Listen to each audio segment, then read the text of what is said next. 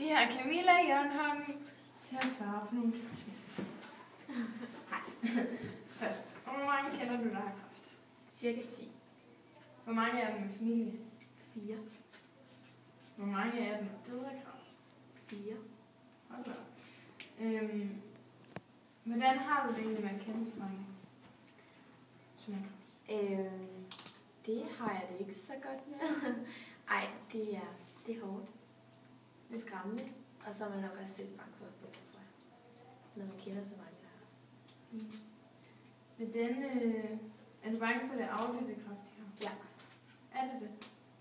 Det har været afledt i min en halvdel af min familie, så. Ja. Det er træt. Ja.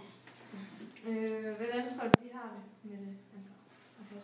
Altså, min kusine, hun fik det at vide her i år, og hun har i hvert fald været rigtig ked af det, og haft rigtig svært ved at gå i skole, og har været rigtig meget hjemme, fordi hun ikke har kunnet styre, at hun har været så ked af det, og virkelig været deprimeret over det. Hvor gammel er hun? Hun er 17. Okay, og hvad går hun i 10. Eller? Ja. Hvordan tror du selv, du ville have det, hvis du fik det at vide?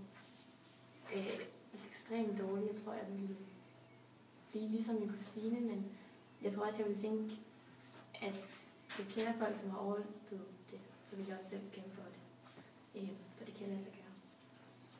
Man skal bare tro på det. Det skal man. Vi siger mange tak. Også det.